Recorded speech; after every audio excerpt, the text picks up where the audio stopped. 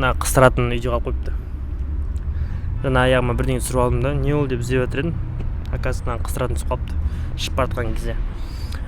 В общем, қараңдар, бүгінгі видео айттым ғой, қалай 1 миллион теңге табуға болады да.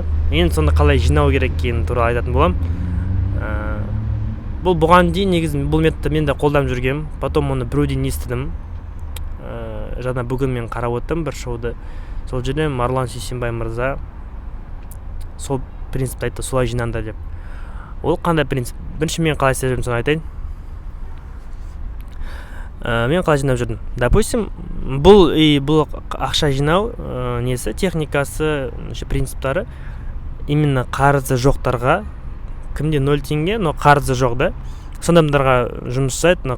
Кімде қарызы бар, кім 500 мың қарызға кіріп кеткен, оларды білмеймін, олар қалай жасау керек екенін пока что, потому что менде ондай болған жоқ ондай нәрсе.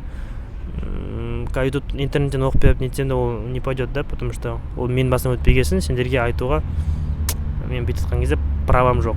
Сол үшін менде бар болғанды айтайын. Мен былай жинадым.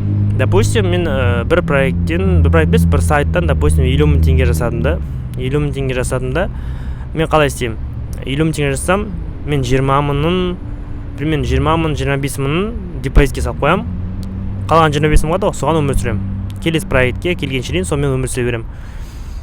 Мен солай жинап жүрдім. Мен процентім қарап тұрсаңдар 50 мыңнан примерно 40% мен откладывать етем. Ал Уоррен Баффет айтады 10% откладывать етеді. Әркім әртүрлі процент айтады. Марлан аға айтады 20% айтады. Оказывается, сендер если 90 мың түссе, 90 мың тек қана 18 мың тек қана салып қой дейді да. Мен азы ғой деп қоямын да. Мен 90 мың түссе, мен 40 мың 50 мың салып қоямын. Ол былай айтады, не үшін? Менде сондай бір инсайт болды да. Айтамын, қараш, видеоға балаға айтамын. Сенде бір айда, допустим, 60 мың түссін да. Сен айдың соңында 60 мың жоқ болады да, сен 60 мыңға өмір сүресің. Ал, допустим, сенде 5 мың түсті, сен вообще доход түспеді. Сен 5 мыңға өмір сүресің бе деймін, ол я дейді. Көрдіңдер ме? Адам неше теңге болса да сол ақшаға өмір сүреді. И так кетіп қалады ол нәрсе. Потому что адам табиғаты сондай.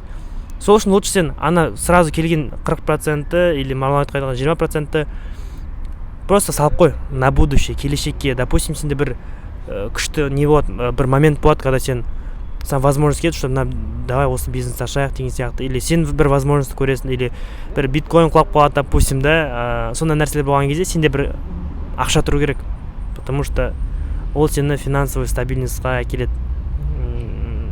Финансовый стабильность деген нәрсе сен ешқандай доход түспеген кезде бір жыл өмір сүретін ақшаң. Оны мен Шамиль Алеудиновтан естігем, потом Нұрекем біздің былай айтқанда менторымыз да, сол да солай айтқан, и подтверждение ала бердім да. Сол үшін финансовый стабильностьқа жету үшін сен түскен ақшаңның, допустим, проект ат жүрді, сен, допустим, 1 миллион теңге түсті да. Если маған 1 миллион түссе, мен оның білесіңдер ме, 600 мың салып қоятын депозитке, но оны айналдырам ол ақшанда, но пока емес, потому что менде уже әдет қалып тұрған, что мен келешекке алып қоям.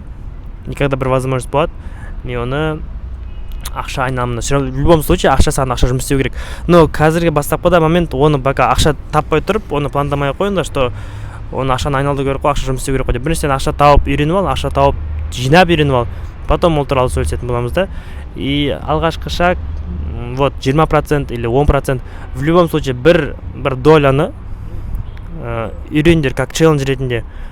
Допустим, күнде кітап оқу болса, ал каждый раз сен тапқан долаңды процентке бөліп, ровно сол процентке бөл да, прям соны салып отыр депозитке, как будто ол сен ақшаң емес. Потому что сен, допустим, 50 мың түсіп, сен 20 мың салып қойсан, или 10 мың салып қойсам, сен 40 мыңға в любом случае өмір сүре аласың.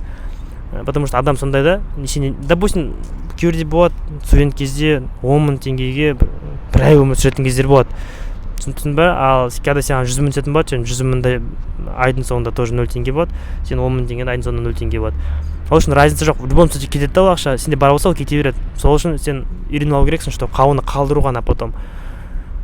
Вот, ол қаржы сауаттың бірінші қадамы деп есептеуге болады. Бірінші ақшаны көп таппастан бұрын, допустим, тауып жолын көрдің, енді сен жинаудың жолын үйрену керексің да. Сол үшін ең бірінші сол нәрсені жасаңдар. Потому что адам психология сонда, если зерттеп тауып алуға болады не нәрсе рабочий, не нәрсе не рабочий, да. И менде ол как будто бы өзім болған сияқты, но бүйтіп ойланып қарасам, баяғыда, когда «Думай богатей» оқисың, солар бәрін оқисың ғой, түсінбей оқисың ғой, мектеп кезде оқасың. В любом случае қалып қояды екен да бір нәрселер. Подсознание как будто өзі айтып жатыр да, подсознание өзі айтады, сол осы дұрыс деп. А ол неге дұрыс айтады? По-любому сенің подсознание тұрған білімге сүйеніп тұрып айтады.